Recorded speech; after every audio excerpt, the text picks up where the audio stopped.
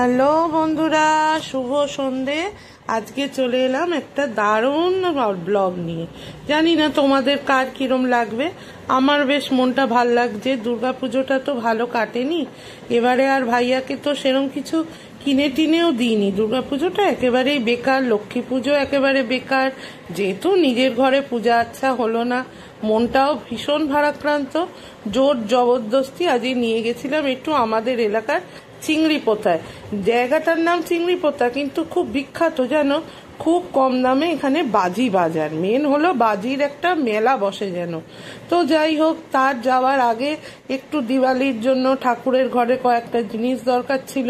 ওই বাটার মোড়ে যে একটা ছোট্ট মল আছে, সেইখান থেকে কয়েকটা জিনিস, আমি সবসময় এইখানেই আসি। দামগুলো একটু ঠিকঠাক মতো হয় এবং একটার সঙ্গে একটা ফ্রিও থাকে। তোমার কাকিমার তো খুব ফ্রি এর লোভ, যা হয় আর কি আমাদের মতো মা কাকিমাদের। যাই হোক, ওখান থেকে একটু নেওয়ার জন্য টুকটাক চলে এসেছিলাম। ঠাকুর ঘরে কাজু শেষ, আমার গোপালের কিশমিশ শেষ, আরও অনেকগুলো টুকটাক কিছু জিনিস ছিল ভাই। সব কিছু মনে করে বলতে পারবো না, অল্প অল্প কিছু জিনিস কিনে নিলাম। ওইগুলো নেওয়ার পর সোজা চললাম চিংড়ি পোতার উদ্দেশ্যে। শোনো, চিংড়ি পোতার সম্বন্ধে আমার কোনো ধারণাই ছিল না। আমার কর্তাবাবু আমার বিয়ের পর, মানে বহু বছর পর, আমার মামাই পুচু বড় হয়ে গেছে, ভাইয়া বড় হয়ে যেতে আমাকে এই জায়গাটার সম্বন্ধে মানে আমাকে চিনিয়েছে যে এরকম একটা বাজার হতে পারে, যে বাজারটি সারা রাত, সারা দিন, সারা সকাল খোলা। মানে এই লাইনটায় ঢুকলে সারাক্ষণ, সারা বছর তুমি এরম দোকান দেখতে পাবে, যে দোকানগুলো নিয়মিত একটা নির্দিষ্ট টাইমে বন্ধ হয় আর নির্দিষ্ট টাইমে খোলে। শুনতে পেলে শব্দবাজির শব্দ, আমি কি করে ভয়েস ওভার দেবো বলো? এইগুলো চলতেই থাকবে।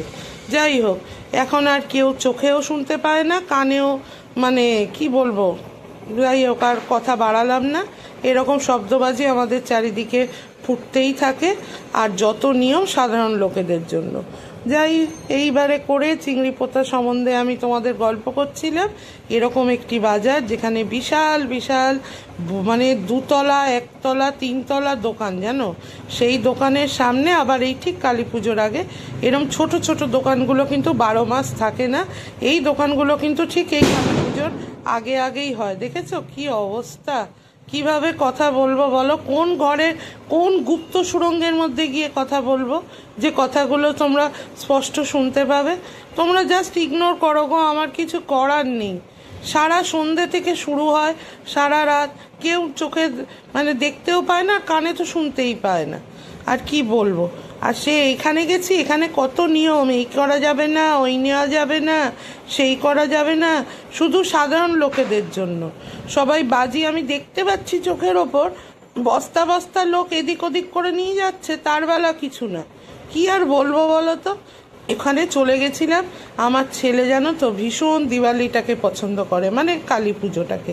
বাড়িতে একটু আলো দেওয়া হবে, ওর ইচ্ছা যে ওই মানে বাড়িতে আলো দেওয়া হবে, মায়ের একটুখানি, মা সেদিন নিরামিষ খাবো, বাড়িতে আলো দেব, তারপরে একটু পুজো আচ্ছা হলে আরও ভালো হয়, যেটা কোনোবারই আমাদের কালী পুজো বাড়িতে হয় না।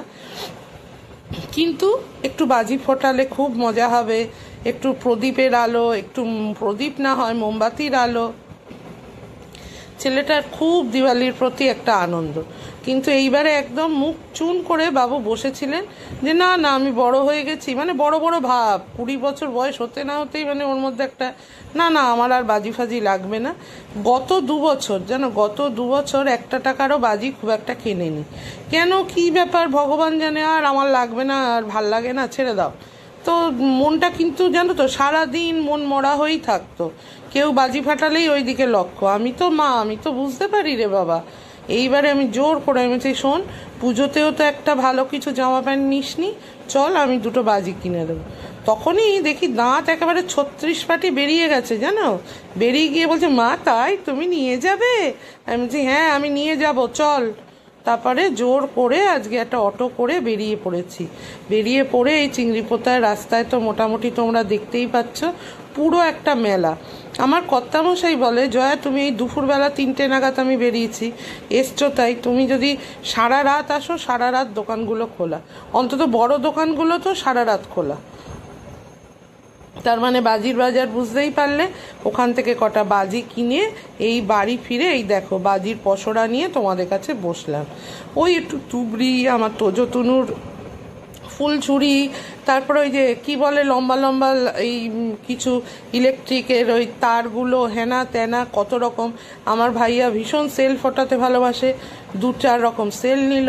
আর যাই হোক এই বাজিগুলোও দেখালাম, আর দেখাচ্ছি দিওয়ালির জন্য কি কি জিনিস কিনলাম। এই দেখো ম্যাকেনের কিছু জিনিস যেগুলো আমরা নিজেরা খুব একটা যত না ভালোবাসি, আমার পুচুর বর মানে আমার ছোট মেয়ের বর এরা খুব পছন্দ।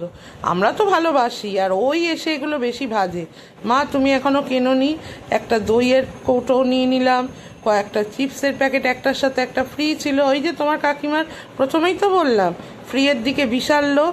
এই যে আমার বোদনের একটা দারুণ একটা তোমার আচার, যেটা মিক্সড পিকল আর কি, মাদার্সের খুব ভালোবাসে ওইটা খেতে। ওর জন্যেই আমার এগুলো মানে খুঁটিনাটি ওর এগুলো খুব পছন্দ। এই দেখো সসের প্যাকেটটা, একটা কিনলে একটা ফ্রি পাই, ওই জন্য আমি ওখান থেকেই মাসের সসটা কিনি জানো। যাই হোক কয়েকটা চিপসের প্যাকেট নিজেদেরও পছন্দ হয়েছিল, মা বেটা দুটো কিনেছি। আর কর্তা তো বড় বড় চোখ করে তাকিয়ে আছে, আগরুম বাগরুম জিনিস কিনে ব্যাগ ভর্তি করে। এই দেখো মাত্র 90 টাকায় পেয়েছি, বলো কত রকম মাছ ফাছ আসে। এই দুটোই দেখলাম ভালো অফারে জানো তো, 3টে বাটি আছে ঢাকা দেওয়া। এই মাছ ফাছ ডিপ ফ্রিজে রাখার সময়, এই মশলা যে আমি বেটে রাখি রাখার সময়। আর ঠাকুরের জন্য নিয়েছি একটু কাজু, একটু পেস্তা, আর একটু কিশমিশের একটা প্যাকেট, আর নিয়েছি আজকে একটা আমন্ডের প্যাকেট। এগুলোই আমার টুকটাক একটু কেনাকাটি ছিল, যেগুলো খুচরো বাজার থেকে কিনলে অতটা কোয়ালিটিটাও ভালো থাকে না, জিনিসটাও ভালো থাকে না, ওই জন্য আমি এখান থেকে কিনি। রোজকার জয়শ্রীতে কিন্তু তোমাদের সবাইকে স্বাগতম জানালাম। দেখলে আমার বুদ্ধি, ভিডিও শেষে বলছি। আর কিনেছিলাম একটা বডি ওয়াশ আর একটা চিজ, যেটা দিয়ে আমার ভাইয়া হামেশাই আমাকে নানান ধরনের টোস্ট করে দেয়।